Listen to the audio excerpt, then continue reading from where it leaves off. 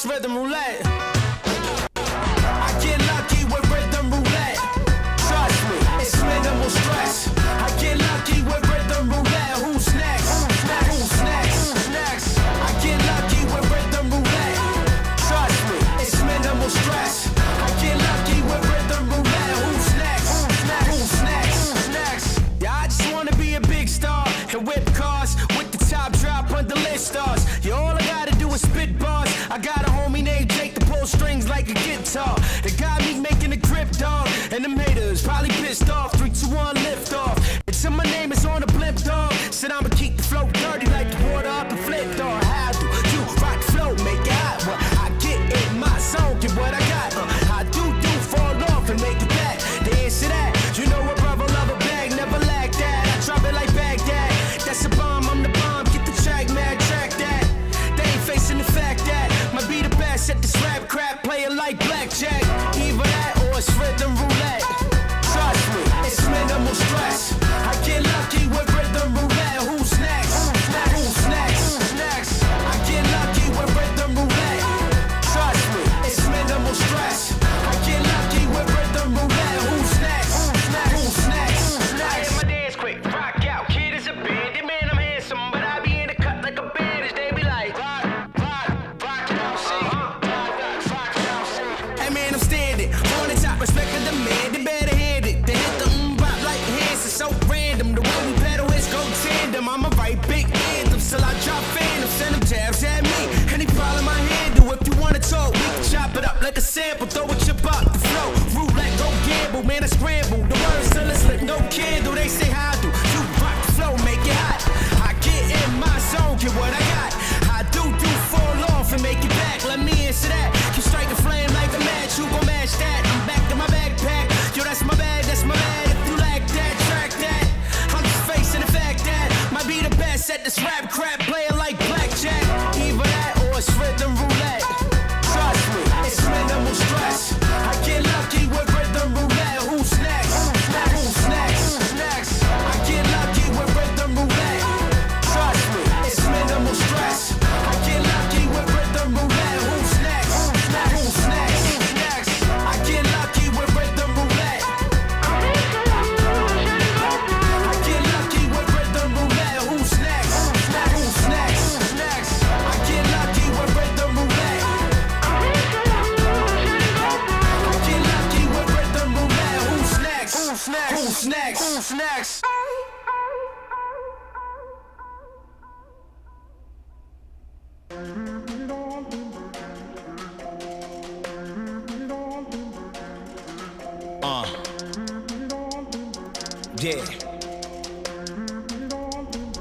Yeah.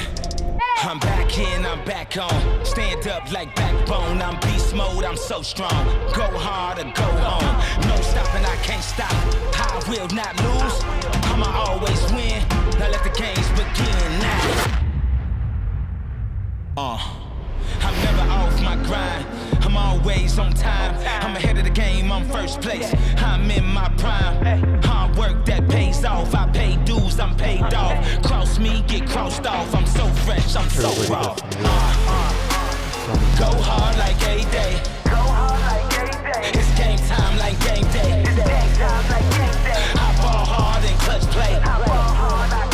It's game time like game day. Now let the games begin. Now let the games begin. Now let the games begin. I'ma always win. It's game time and I'm up one. Name something I ain't done. Name a body that's my type. Air Jordan, I'll take flight. I'm next level, I'm franchise. I'm top tier, I'm that guy. I'm the man of the year. I'm a man with no fear. I think like I'm a shark. The way I move so sharp. I go hard for the team. That's how I play my part. I'm solid like the foundation. I'm dedicated to greatness. I always knew I would win. Now let the games begin. Now I'm never off my grind.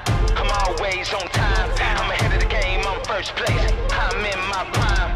Hard work that pays off. I pay dues. I'm paid off. Cross me, get crossed off. I'm so fresh. I'm so raw. Go hard like a day. It's game time like game day.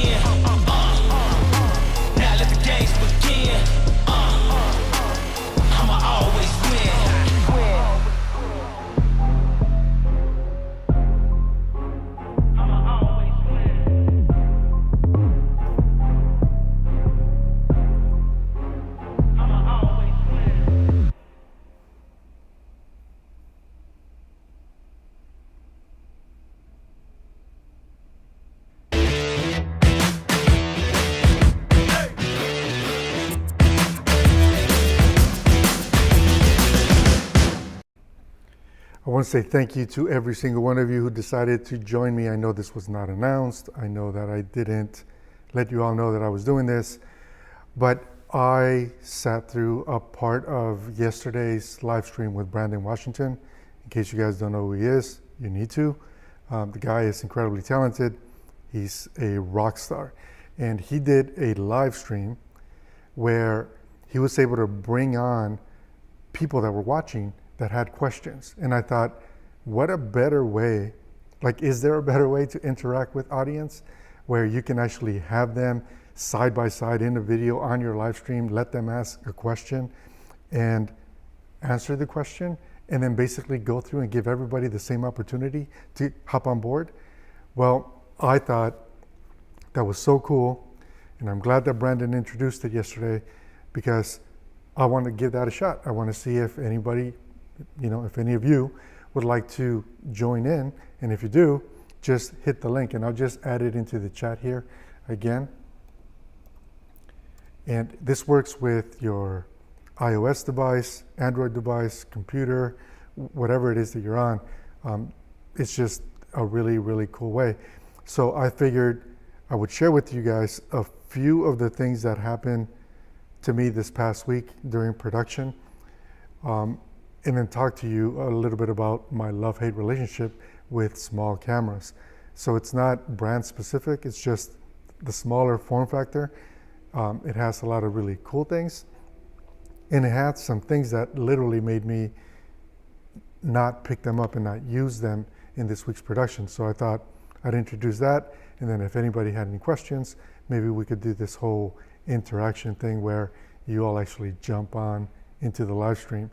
And of course, you just need to be willing on being on camera. So that's really all it takes. So I'm going to get started because I realize that it's really late for all of you who are not in the US that are sitting here watching this. And I'm going to tell you, this past week I was on set all 6 days, right? So I was on set from Sunday all the way through Friday. Today was the first day off, and really it was kind of off, but I did have to work a bit this morning. And I went from running gun shoots to fully produced, with big lighting, big setups, interview shoots, multi-room presentations. So I did a lot of different types of things. And what I thought, intuitively, I thought I should use my Canon C70, for example, on some of the run and gun stuff, except I needed audio. And what I very quickly discovered this week is that I am not a fan of Mini XLR. That is not for any quality reasons, right? Because Mini XLR doesn't have any quality challenges at all. It works very much like large or regular size XLRs. But having that extra piece of cable, the Mini XLR, where I have to do cable management for Mini XLR to go into the camera, it just makes it less fun when you're running and gunning, thinking you're going to use a small footprint type camera, except you need to have all these add-ons in order to get the camera to work the way that you need it to for your project. So that wasn't fun. In fact, it made it so that shooting and using a full rigged out C500 Mark II was more comfortable to shoot with than, even though I took up a much bigger footprint, than shooting with a smaller footprint and then having to do extra cable management. And I realize that that's like a total preference thing. Maybe some of you don't mind, maybe some of the projects that you're shooting doesn't require that you get, audio straight into the camera. But for what I was doing, that was really convenient. And when I did it the first time, right, so like on day one, it was a training session that we were recording. So I needed to fit within this conference room and be as least obstructive as possible in the conference room with multiple people and 2 presenters. And what I found myself is that as I was running and gunning in this conference room, making sure that I captured the 2 different speakers on one camera and moving around their conference room table and such, the cable management got in my way. It made it so that my using the top handle on the C70 was awkward, or I was struggling to figure out how to hang on to it, and it was just not working for me. And I also went from being on a monopod to just being straight up handheld, which, by the way, the handheld, give me one second, somebody's ringing in here, so let's see who this person is. Okay, cool. Yeah, we got a guest in that's got a question, so we're going to be bringing him in here in a second. But it made it so that it was awkward for me to move about in that tight space with what I thought was a small footprint. And that's the reason why I'm calling it my love-hate relationship. It would have been the exact same thing if I was shooting with a mirrorless camera. So let's bring this guest in. Are you ready to come in? Give me a thumbs up, just to know. Sweet. So let's bring you in here. Cool. Are you able to hear me okay? Yes. Hi, Carlos. First Hi. of all, thanks for this space, and sorry for my English. I mean, I'm Your English is living great. in Colombia, Your in English South is great. America, and I follow you in YouTube. And I have a question for you. Awesome. I'm just a beginner. I'm Sure. doing video work. So I have a Canon R6, Okay. R6, and I have a Canon EOS M6 Mark II. All Okay. right. So, well, the Canon R6 is 10-bit, and the M6 Mark II is 8-bit. So in the editing room, in the editing software, it's a pain in the ass to work with the colors. So, and I watch all your videos. You are talking about this issue in your last videos, so I am following that. Yeah. But I would like to know your advice for that. And, I know that Sony is doing a better work than Canon in this issue. But, if you are a Canon shooter, you have all the lenses, the cameras. It's hard for a person that is to change all, because you have to buy all the lenses, all the cameras. So it's impossible almost for a lot of people. So what is your advice? What can we do? Canon is not going to change that. We know that, no? But you have a lot of experience. What advice can you give us as a beginners, how we can work better in that issue? Thanks for this opportunity, Carlos, Sure. and keep So up the work. awesome. Thank you. Thank you. So the real challenge with working or mixing 8-bit footage with 10-bit footage is the amount of color information, right? Which really means that if you're mixing both of those cameras, you really need to edit them independent of one another. So like the color needs to be different. So the same, whatever you're applying to one camera can't be applied to the other, because you will break the 8-bit codec. So what I typically do is I will create my edit, like let's say in Premiere, I'll have camera A on track 1 and camera B on track 2. Once I have my cut the way that I need it, I will then replicate that entire sequence. So I'll make a copy of that sequence and I'll delete one of the 2 tracks. I will round trip, this is a pain in the butt to do, but it's the fastest and easiest way to do it. I'll round trip into Resolve, and then I will make sure that I use LUTs that are made for 8-bit. That's really important if I'm doing that. Or if I'm using the Canon provided LUTs, then I'll be sure to use at least the 33 grid LUTs that Canon provides. I'll make my exposure adjustments to make sure that they match, that I'm not blowing out highlights and I'm not crushing shadows, and I'm keeping the information where I need it. And then I'll send that back to Premiere, and I'll do the same thing for the 10-bit clips. And once they're both back in Premiere, I will then see if there is, in fact, an exposure change that might need to happen or a temperature change that might need to happen. But that is the fastest way to get them to basically line up.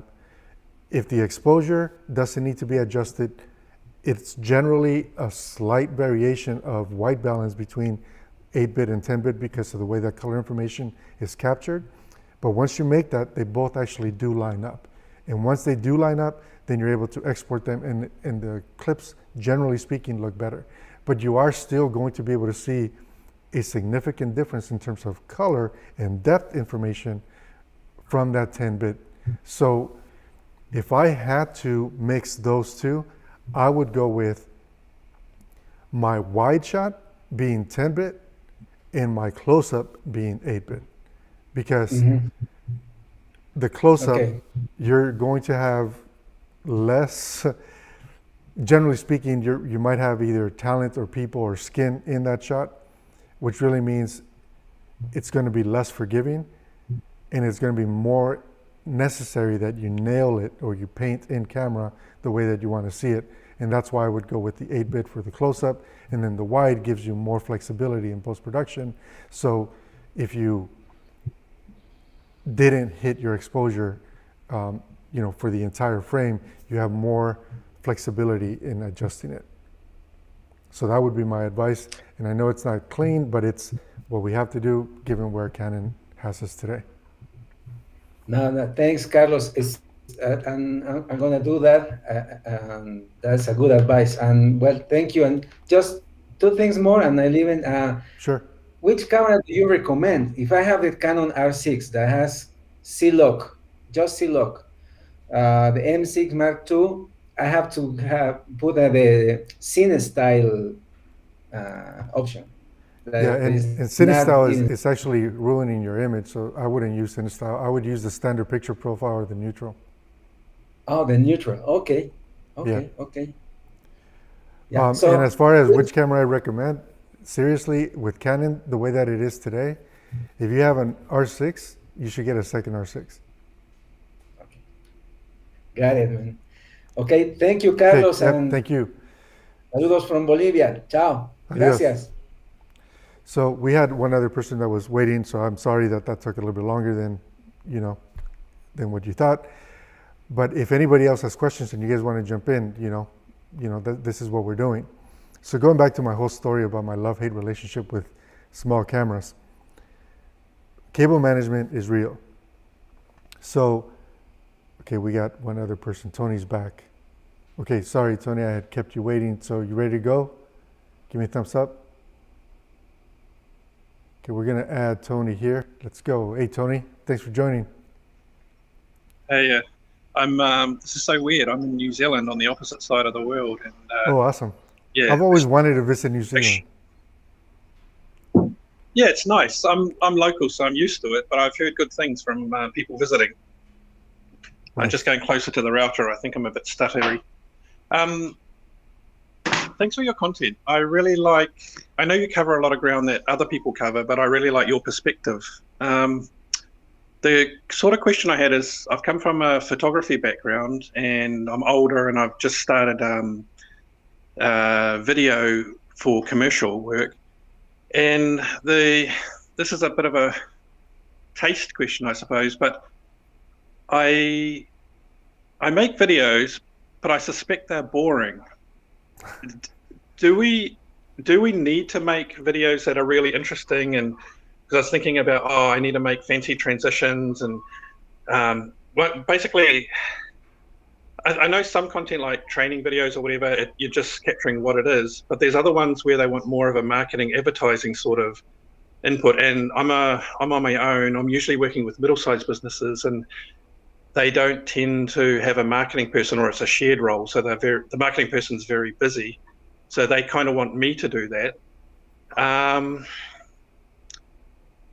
Yeah, I'm not sure I'm not sure if I'm actually wired up to be entertaining.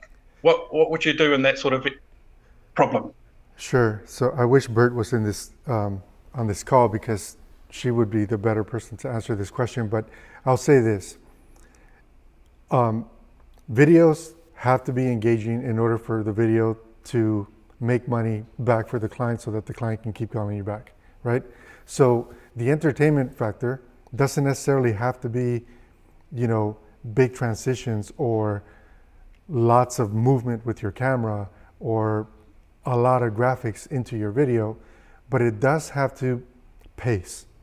And I think pacing is more important, and pacing is something you can control as a solo shooter by making sure that you capture enough B-roll, enough angles, as long as you don't break that, that side. But give me an example of like one of these clients, like what is it that they're selling or what are they trying to market, so I can tell you kind of like how I would approach that. Okay, so I've got a job that I'm supposed to start this week for a museum. They have classic cars that have been restored, and it's just basically their About Us video for sitting at the top of the homepage. And it's for people who are interested in going, and they're kind of at that point of making the decision about whether they're going to. Where we are, we don't really have COVID in the community, so everybody is just going about life normally. So you can still go to museums and all that sort of thing. So when people go to the museum, they're probably to the website. They're probably just trying to find out about the price and a bit more about what the experience will be. So they want me to make a 1 minute or so video about that will help people decide to commit and go to the museum. Okay, so I love cars, right? Like all kinds of cars. Cars that I can't afford and cars that maybe existed even before I lived. So I love cars. So I feel like cars are an easy way, even if it is for a museum, to make a really fun video, right? Because you can, like if you're just, think of it as B-roll. If you shoot, say, the emblem of the car, and then you go and you shoot maybe a trim piece or a wheel or the engine or the steering wheel even. And basically you're building a story with very quick clips, just like you would see on a national car commercial, right? Where every 1.5 seconds or so you have a new clip that shows up in the video. You can very quickly compile a series of shots that build up to showing the entire car, but then not just the entire car, maybe the entire fleet that the museum is hoping to show off. So I think that, again, going back to pacing, what I was talking about pacing, if you choose the right music and you shoot enough B-roll, you can pace a commercial to be entertaining and attractive and captivating enough to make the voiceover then come through, so that when people say, hey, this is when the exhibit is happening, so make sure you pick up your tickets, someone is like, that looked exciting, or that car was really great, and I definitely want to attend. And I think that that's really important. So your job, unfortunately, they don't have a marketing person. That's cool.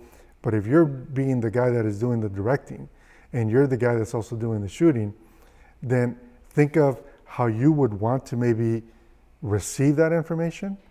Like put yourself in the audience position and say, okay, do I want to just see a pan of all of the cars and all of the fleet, or would I want to be excited about this one car, but not just this one car? Check this out. We have 2 or 3 or 4 or 10 that have all been restored, and it's only available during this amount of time. Like that's what your job is, to get people excited. Unfortunately, again, you don't have a marketing team behind you, but that's really how I would approach it. I would approach it like, what are the national brands doing with cars, and then how can I replicate that within your own budget? I think that is how I would approach it. Okay, so I can take inspiration from existing good quality material, focus a lot on the experience and to the sort of things that enthusiasts would care about. And have the music, dialogue, and visuals all kind of the same tone. Yeah, basically have that become your pace, right? Because there's nothing worse than like hanging on a shot so long, especially for commercial, hanging on a shot so long that you lose interest. it isn't about, and this is true, and this is actually something that I still struggle with. Like, I fall in love with certain shots on certain projects, and cutting them out hurts sometimes.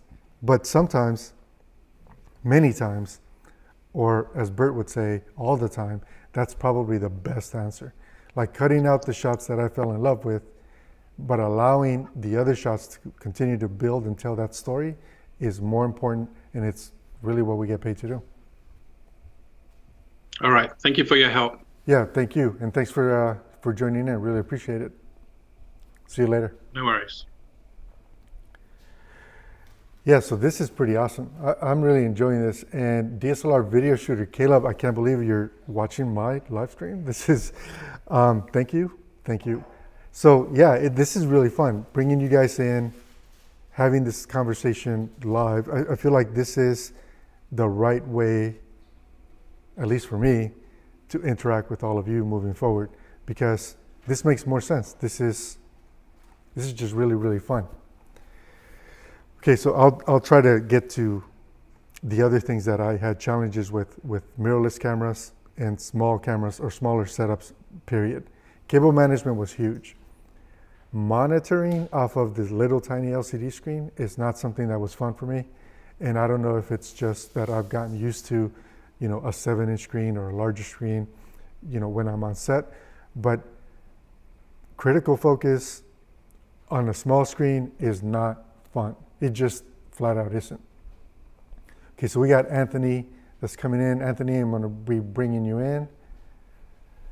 Thanks for joining, Anthony. Really appreciate it. Hey, Carlos. Hi, from UK. Awesome. And UK in the house. yeah, I've been following you for like, oh God, no, God knows how long. I don't know how long you've been having your channel, but I feel like I've been following you forever. Thank you. Anyway, so I really like your content, but I do have one problem. But I just don't think I don't know if it's a mistake or something like that. But I don't think you expose it enough. I think that we are very, very lucky in 2021 to have so much gear. It's just like everybody's comparing pixels, 8K, 6K, whatsoever, and I'm kind of like, do we actually care anymore? Because I'm not being funny. I think people need to remember. I'm 50 years old. I don't know how old you are, and I don't know how old are people around. But I'm filming with a C500 Mark II. I've made my bed with that. Why? Because I know that Canon is not perfect. I know Sony is not perfect. I know Red is not perfect. Nothing is perfect. But one thing that I have invested is I've invested in my lenses. Mm-hmm. And as it was said earlier, you just invested all that money in the lenses. Me moving to Sony would be like a death wish. Imagine me telling my wife I'm just going to change all that. It's Carlos' fault. Right. Yeah, no, do not tell her that I talked to you into changing. No. And you're right. That's what I'm saying. But what I want to actually really point out for a lot of people around, it's just like whatever camera you go with, you are very, very lucky compared to whatever was even 10 years ago. It feels like it was not so long ago, but I was building 35 millimeters adapter in my studio. That was probably 15 years ago or 13 years ago to try to get the shallow depth of field on like Z1 cameras or whatever it was at the time, Sony, God knows what. And it's just like, today we are very, very lucky. And I think that what I really love your content, my wish would be to see a little bit more on story development, a bit like you just talked about, how to make it better rather than, always like, necessarily talking. And it's not, again, I don't want to come across, the wrong way, because I really love what you're doing. And I'm a bit like everyone. I love listening about gears and this and that. But I find myself caught up in the same problem, always thinking about the gears and not spending enough time in thinking about the music, the story. You know, for me, it's a hobby. I'm actually retired, and it's something I always wanted to do all my life, filming. But I chose IT, and that's how I made my money. So today I can actually work on the project that I want, you know, and I can do anything I want when I want it. And so I'm trying to pick up the right story, because there's so many great stories to be told today. And I just don't want it to be a rush or thinking about gears or whatsoever. I just want to actually be able to actually, how do I tell the best story I can? And I don't think me having a C500 or even a Panasonic GH2, to go back very far, would make so much difference into what I can produce, knowing that the only way I can display my work today at my level and at as many people's level is going to be either YouTube or Vimeo. And there's not a lot of equipment today on internet that allows you to actually display the great quality we get out of a C500 or whatsoever. The reason why I went with the C500 is because I love full frame. It's because I think that Canon, like Sony, there's so many goodies that comes with the cameras, like the sound, the handy filters and everything. I don't want to be playing with a red camera that takes a minute to start. And always handy filters. If you're lucky. You know what I'm talking about. It's just a mess for me. For me, I just want to press and that's it. I'm gonna shoot something and it's gonna look great. So I think I don't want people to get too much caught up into the gears themselves. I think that I want to see a lot more on YouTube about story development. I think a lot of people need a lot of help with that. I've been working on some project recently, and I just find myself struggling with, should I do it like this? Should I do it like that? But there's not enough education, not just in lighting or whatsoever, in the power of storytelling. It's so good to have a great camera, but you need that. So I completely agree with you, and you're right. I'm guilty of not pushing what you just said more often, because you're right. You could have the best gear in the world. It doesn't matter what it is. If you can't craft a story, it's still just a tool, and it's one tool out of many that you need to make a production actually happen. And I'm just going to be like totally transparent. There are times where I know personally that if I don't make a gear comparison video, for example, I might not, like, no one might see it, if that makes any sense, because I'm a gearhead just like everybody else. And we like it. Do you feel like YouTube is forcing you to go one way? Because I understand that you got a great business, obviously. I mean, following you, right. You've been talking about your business and, the type of investment and, the employees you have. So obviously you get a good business head and you know what you're doing or whatsoever. And to me, I'm just thinking, hang on, it's got so much more to tell.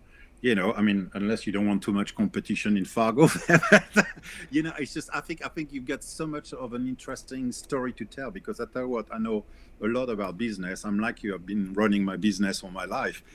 And I just think that today what people need to understand is being artistic and have the gear is nothing if you can't put the business attached to it. Because without business, you can be as good as you want. I know a lot of people who are absolutely brilliant, but because they can't put the business together, they just, fail. And I think that I'd love to hear some of your story, not in details, obviously, because you need to, but you see what I'm saying is just pushing people to actually really run their business. So I completely agree with you. And I think I have in the past sprinkled things like none of us are, like, we're only as good as what our own limits are. And if we don't work with other people, we won't continue to grow. Like, that's a fact. And the other thing that doesn't come across really well on YouTube, at least for me and my channel, is, in fact, I have friends that know me right? Like Rubidium Wu, he's also on YouTube. And he called me the other day and he's like, so I see you're still buying every camera that comes out. And I was like, I mean, Rubidium, you know, and I'm saying this to all of you, the reason why we buy gear is because we legitimately need it, not because we're collecting gear. So what no one or few people see on YouTube, at least on my channel, is that we're not running a crew, we're running 3 crews. And we're not running a crew in one geo, we're running a crew or 3 crews across the United States. And that's the reason why we have the gear that we have. And and we buy cameras because it's easier to leave them on the East Coast than it is to ship them from the East Coast to the Midwest or down to Texas or to California, wherever it is that we need them. So we buy the stuff, leave it where we're going to be working or where we have staff, and then we're able to actually go get the work done. The comparison videos are fun to watch, and for me, and I've said this before, at least on my channel, it's a little bit of a diary, right? Where there's no way that I'm going to remember every single test that I've done on every single camera, but I can go back and watch and say, oh, I can't use a red camera in this situation because of X, Y, Z. And I'm hoping, and my hope was when I started making some of what I do and my testing and stuff public, is that other people would like see those differences and maybe consider that as a resource, so that, okay, if this happened to Carlos at that situation, could that possibly affect me in the project that I might be shooting? But you're right, I think that, and I'll make a commitment now, I think I need to make sure that as much as I publish about comparisons and gear and talk about gear, I need to then also publish and talk about the craft of storytelling, because without the craft of storytelling, which ultimately is marketing, and I realize that that's just a nasty word for a lot of people, that's what gets us paid. That's what allows someone to say, that worked and we want you to do it again. Yeah. And I think that you're right. There isn't a lot of content about that.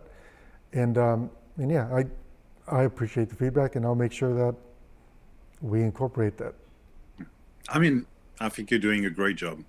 Personally, you know, I've been watching a lot of YouTube, and I think that the way you do it, it's very true, very simple. There's no embellishment, as we call it. It's just this is what you see is what you get. So I really like what you're doing. But I just learned something else from you. You were talking just 2 minutes ago, and you were talking about having your gear and leaving it in situ where you're going to be shooting, where you get your teams. You know, it's just I think all those little business insights are very, very interesting. You know, I didn't know that. I've just learned something. You know, I'm just thinking, hang on, how does he do this? How does he do that? You know, so I think that's great things you can teach to a lot of people as well. You know, I see a lot of people with talent and want to be, but I think what you get as well is you can also probably give them access to be more than what they want to be. And I think that. Yeah, and my hope really is that if somebody learns from a mistake that I made, then I'm winning. Right? Like, because trust me, we make mistakes often. You know, I've showed up on set before with a red camera where I shouldn't have. And in fact, I just said this yesterday in Brandon's live stream. Someone was asking me about Komodo, like, how do I feel about Komodo? Well, Komodo's a special camera, but Komodo is not so special if you don't put the right lens in front of it. And that's a fact. And in a lot of ways, other cameras like Panasonic cameras, Sony cameras, Canon cameras can outperform Komodo. Yeah. But for what Komodo is a special camera. Yes, So, absolutely. And the gear is only as good as the person operating it, and that's a fact. Absolutely. Well, thank you very much for your time. I'm gonna keep on watching and listening to everybody else. Awesome. Thank you for stopping by. Appreciate it. Take care. Thank you. Bye-bye. Take care. Yeah, so that was pretty awesome. And he's absolutely right, guys. Like, you know, we all get caught up on gear and like which camera should we buy and so on and so forth. I'll tell you, like for me today, the C70 is really, and this is gonna maybe shock some people, but the C70 is only as good as the FX3, in my opinion, because both of them have similar challenges. Yeah, C70 has ND filters, but it doesn't have full-size XLRs, which means more cable management, right? And that's not something that I struggle with on the FX3, because audio is equally as important as the video. And that's just one thing that I learned. So I feel like my takeaway with small cameras versus larger cameras is that I know now, beyond a shadow of a doubt, that I need built-in NDs. I need built-in full-size XLRs, and I need whatever is going to give me the least amount of cable management in a camera so that I can move about any set, regardless of the situation, quickly. Oh, one other thing, full frame. I could not have shot the training stuff that I shot this week if I didn't have a full frame camera without going like extreme wide angle, which would have cost additional distortion. And that's something else that I'm positive that moving forward for us, we're not going to be shooting anything that is not full frame. Those were the big takeaways. I don't have any other people on hold, so let me see if I could get through some of these comments. And I apologize for every one of you that I don't get through the comments. We've been at this for about 42 minutes, so again, sorry. So let's see here. Kevin Hawthorne, thanks for stopping by, really appreciate it. And I know in Europe it's really late, and I should have thought about that before I started this live stream, but thank you for stopping by. Really appreciate it. Let the show commence. Cheers. This is a weekend wind down, so let's see here. Mr. Camera Junkie, thanks for stopping by. Really appreciate you, dude. La Caraja, ojalá from, so you were actually on. That's awesome. Thank you. DSLR video shooter. Again, just love the fact that someone of Caleb's caliber is watching my live stream. That's just mind-blowing crazy. Frosty Flake, awesome. I love this guy. In case you guys don't know, he provides so much feedback and comments. So be sure you guys follow him and read up on whatever he's talking about. Let's see here. Only Fine. You mentioned in a previous video that you do initial color and cuts in Resolve, then final layout in Premiere. I'm interested in your thought process behind that. Okay, so it really depends on the project. So we shoot two different types of projects. We shoot a project that is going to be a commercial. It's going to run on TV, either at a national level or a regional level. That's one core area of our business. And the second one is what I call episodic.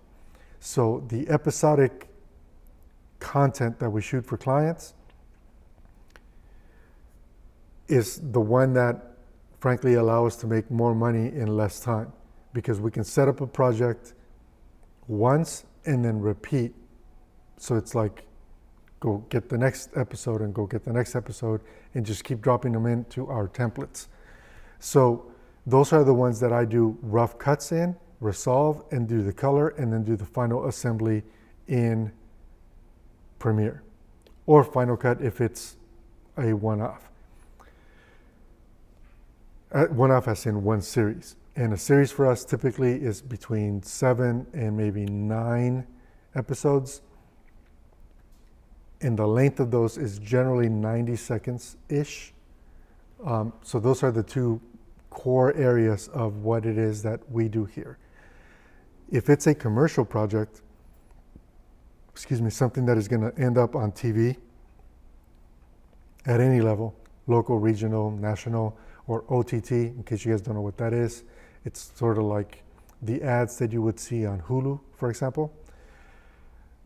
So if it's that type of project, then that type of project gets cut and assembled first and colored last.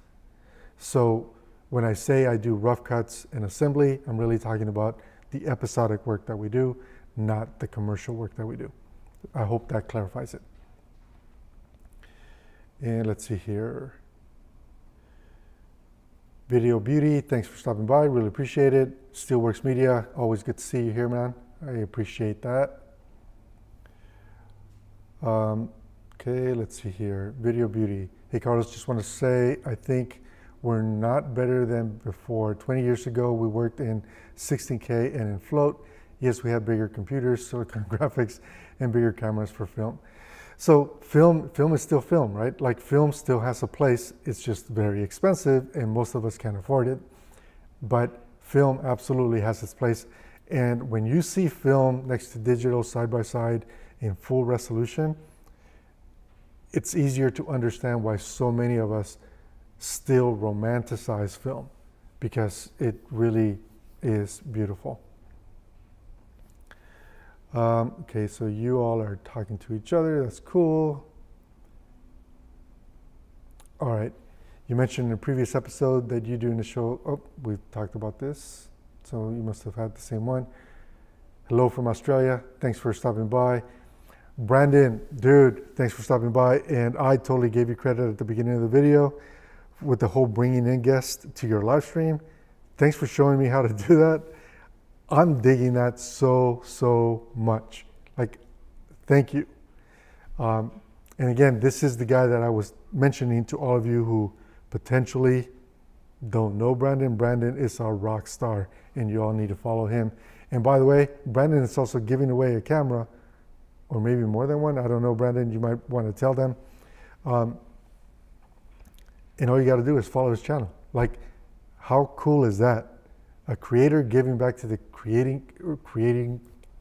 community the one tool that they need to actually make their vision come to life. That is pretty awesome. I love Brandon, love his channel. You all need to follow him. Yeah, Brandon in the house, absolutely. I'm easy to listen to. Thank you, I think. Canon C200 RAW compared to Red RAW. Canon C200 RAW compared to Red RAW. Canon C200 RAW is 2 to 3 times more difficult to work with in post.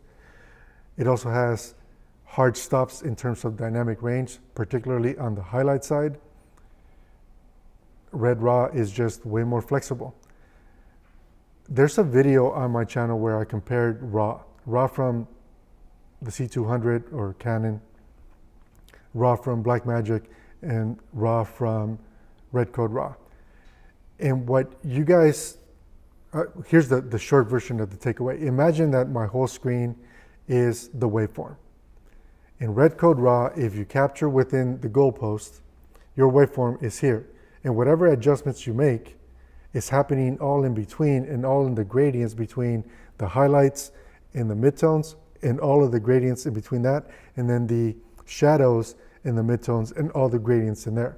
When you make raw adjustments, that's what's happening. Your clip point or your white point and your black point never change. There isn't any other RAW that I've ever worked with that does that.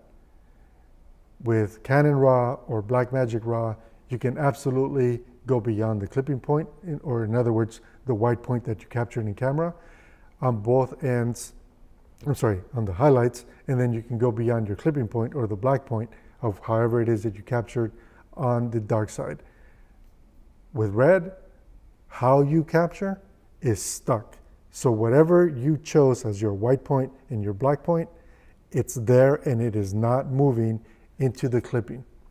That is the benefit of Red Code RAW. The other thing is that Red Code RAW is arguably the easiest RAW file minus B-RAW, right? Because B-RAW only works with Blackmagic Resolve.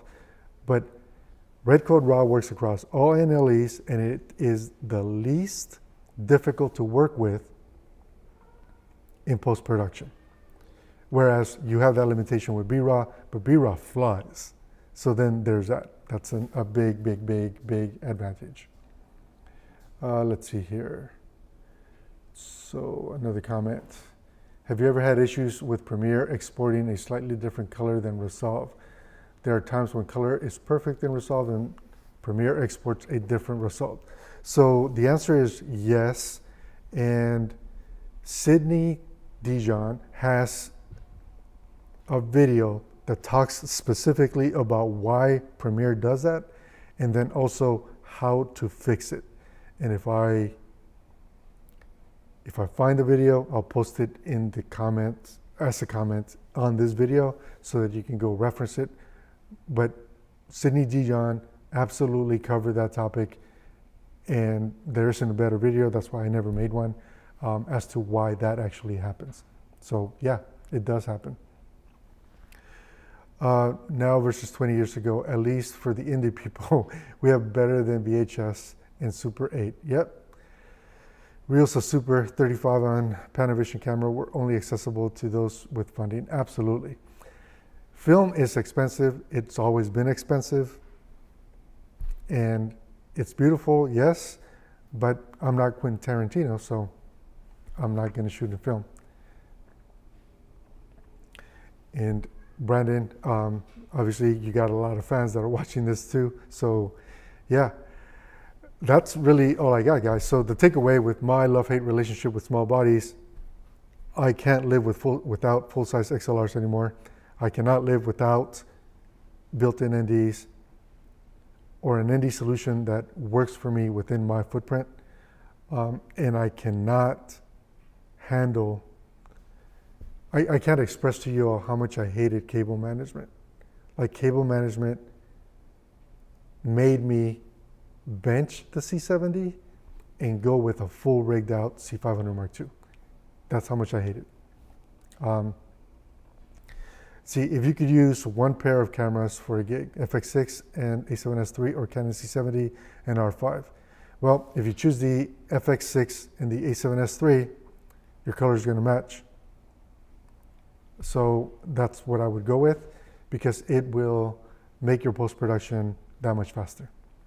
And it just, for me at this point, it's about creating quality content with the least amount of compromises and the most speed, so that I could deliver quantity that it still has the quality. And that's a very big piece of what allows me to stay successful running the crews that I do in the geography that I work in. Let's see, check this out. I was working with a 6K Pro shooting B-RAW 5:1 constant quality to a 2 terabyte T5 SSD. It recorded, but when I delivered out of Resolve 17, the video is extremely choppy. Okay, so you all know that probably one of my most popular videos that I've ever published on YouTube is the reasons why I left Blackmagic. Those types of challenges like scare me, right? Because I need something that is super reliable on set that I can count on. And while Blackmagic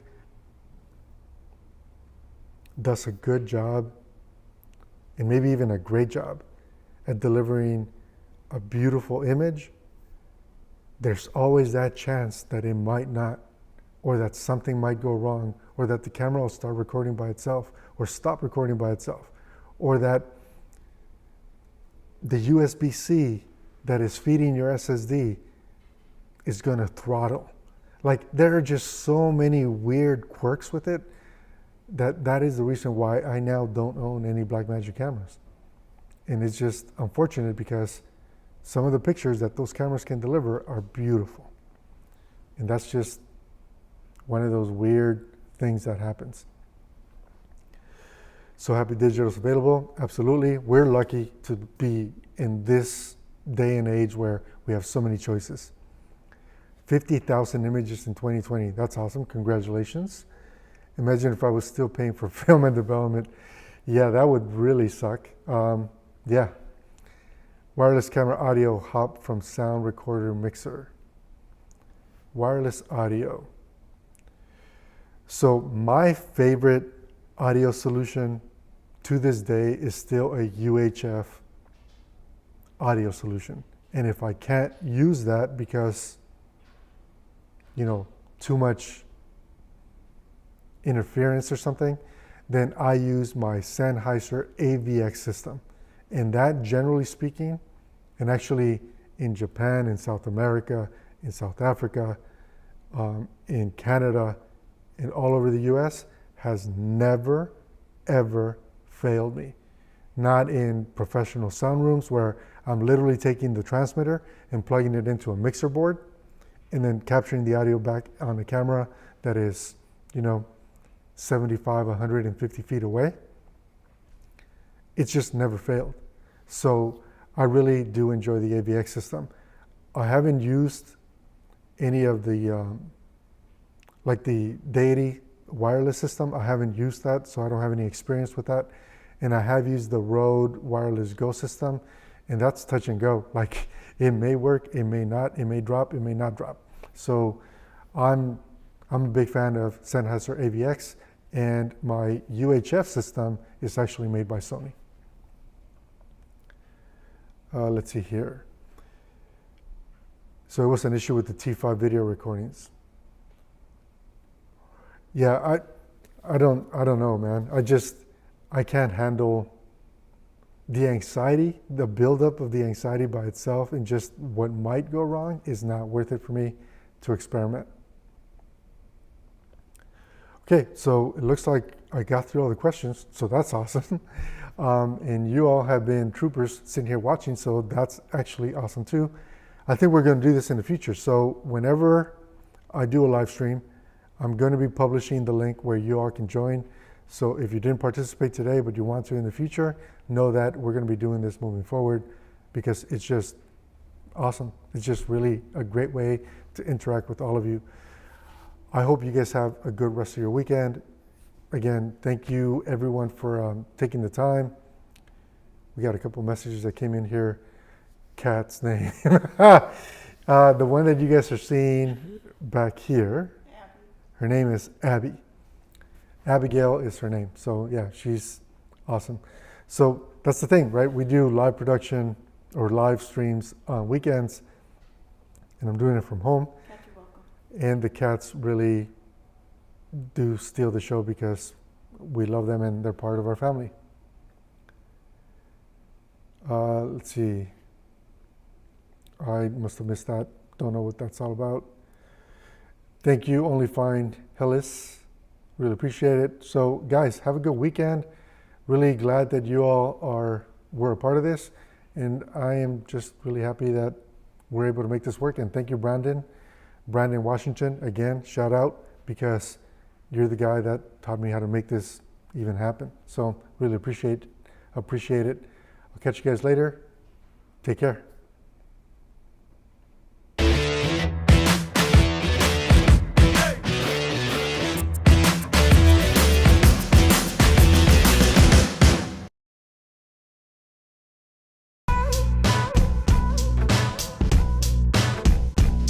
Yo, we gonna do this one a little different. We gonna keep that bop. Rock it out, see. Rock it out, see. Rock